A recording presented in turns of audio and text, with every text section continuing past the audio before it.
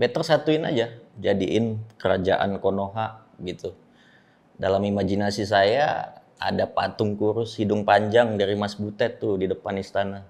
Di dalam ada mainan Tamiya. Supaya birahi kekuasaan itu terpenuhi gitu. Jadi sebenarnya kalau Anda mau perampasan aset ya, itu kuncinya cuma di presiden.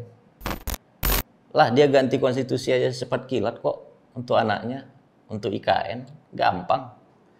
Apalagi perampasan aset kan.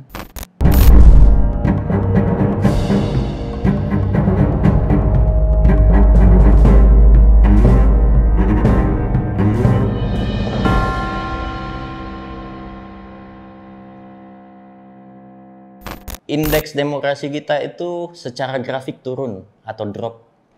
Apalagi di 5 tahun terakhir ini trennya buruk. Di kepala Presiden Jokowi, kata demokrasi itu hanya sebatas orang boleh maki presiden atau enggak. Padahal dalam pemerintahan yang mempunyai nalar demokrasi yang baik, itu ada 3 aspek penting, yaitu hak politik, kebebasan sipil, dan kelembagaan. Yang mana variabelnya itu lumayan banyak. Contoh, ada proses hukum, ada proses pemilu, bukan hanya pemilihan suara saja, tapi proses untuk mencapai pemilihan suara.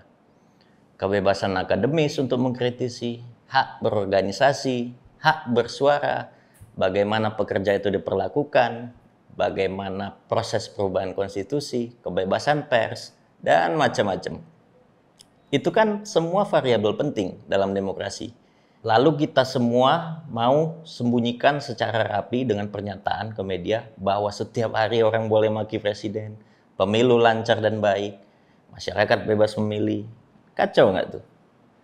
Jadi menurut Economist Intelligence Unit dan Freedom House, demokrasi kita masuk kategori cacat, alias demokrasi dengan kualitas yang buruk.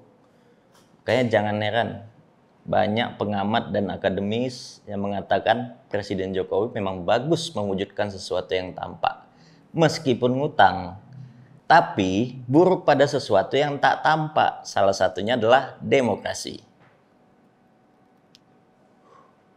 Sebenarnya kita bisa melihat peristiwa demi peristiwa.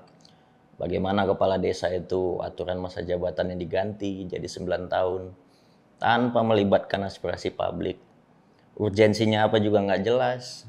Bagaimana proses Mahkamah Konstitusi, bagaimana proses Mahkamah Agung untuk mengubah aturan yang jelas-jelas itu kepentingan keluarga istana, bukan kepentingan publik.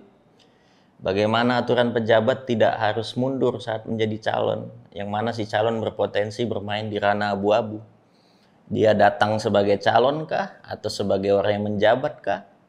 Apalagi mahasiswa mengkritik keras, setelah itu orang tua, rektornya didatangi. Ada surveyor, politisi, sampai merasa diintimidasi. Apalagi dengan permainan hukum.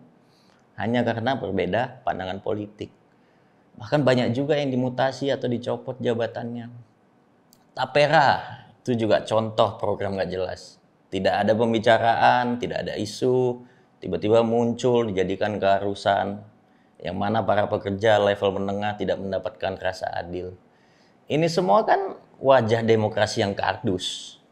Perhatiin deh, ketika ada yang kritik keras atau nggak sejalan, pasti nggak lama lagi muncul tuh berita KPK menerima laporan ada indikasi bla bla bla. Dewan atau kampus menerima laporan ada tindakan bla bla bla sehingga dia harus diberhentikan. Ada aja upaya untuk mendiskreditkan si pengkritik. Pattern itu kan bisa dibaca oleh siapapun ya. Kemarin itu Badan Eksekutif Mahasiswa turun ke jalan menuntut pemerintahan beberapa poin. Tapi biasa deh, presiden cabut kemana gitu. Betul-betul tidak ada beban kayaknya ya Pak. Tuntutannya mahasiswa itu ya tidak jauh-jauh dari masalah demokrasi yang kita sampaikan sebelumnya. Tidak cawe-cawe di pilkada, menolak kembalinya dui fungsi TNI Polri, menolak melemahkan Mahkamah Konstitusi, tanggung jawab dengan konflik agraria, lindungi hutan adat Indonesia, macam-macam. Demokrasi kita memang bermasalah dalam wilayah politik, HAM, agraria, energi, lingkungan, kesehatan, dan pendidikan. Paket komplit lah. Udah dapat lalapannya nggak tuh? Komplit. Nah, biasanya presiden kalau di depan media gampang ngomongnya. Tinggal lempar aja toh. Oh, ini urusan DPR. Ini urusan Mahkamah Konstitusi. Padahal ketua partai yang gede-gede itu kan di bawah presiden sebagai menteri. Yang artinya hasil legislatif tidak luput dari kemauan eksekutif. Begitu juga yudikatif. Siapa yang pilih orang-orang di Mahkamah Konstitusi dan Mahkamah Agung? Kalau seperti itu, sebenarnya apa fungsi Tres Politika ya? Kayaknya nggak ada kan? Nggak ada. Better satuin aja, jadiin kerajaan Konoha gitu. Dalam imajinasi saya ada patung kurus hidung panjang dari Mas Butet tuh di depan istana. Di dalam ada mainan Tamiya. Supaya birahi kekuasaan itu terpenuhi gitu. Jadi sebenarnya kalau Anda mau perampasan aset ya, itu kuncinya cuma di presiden. Lah dia ganti konstitusi aja cepat kilat kok untuk anaknya, untuk IKN, gampang. Apalagi perampasan aset kan. Harusnya itu kan pekerjaan yang mudah. Ya enggak? Cerita dikit lah. Saya baru aja bikin 2 video kritik kebijakan pemerintah. Pertanyaan orang pertama ke saya apa? You aman nggak sih kritik seperti itu? Takut kenapa-kenapa loh? Pertanyaan itu aja sudah jadi bukti bahwa demokrasi kita nggak baik-baik aja. Saya jawab aja, saya tidak aman jika tidak disuarakan. Iya dong, semua harus disuarakan. Kalau kita nggak bersuara, siapa lagi? Tentu harapan kita demokrasi itu bisa tumbuh.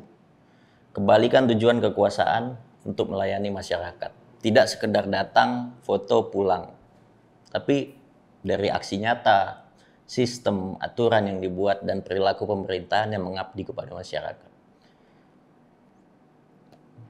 Kita itu negara presidensial. Jadi apa-apa itu pasti presiden. Atasannya presiden ya masyarakat. Jangan dibolak-balik sampai negaranya terbolak-balik ya. Jadi bagaimana menurut Anda demokrasi di Konoha ini? Coba tulis di komentar ya. Saya udah mulai pusing nih. Lama-lama bisa mual dikira ngisi lagi saya. Kita akan jumpa kembali di kekacauan berikutnya. Terima kasih.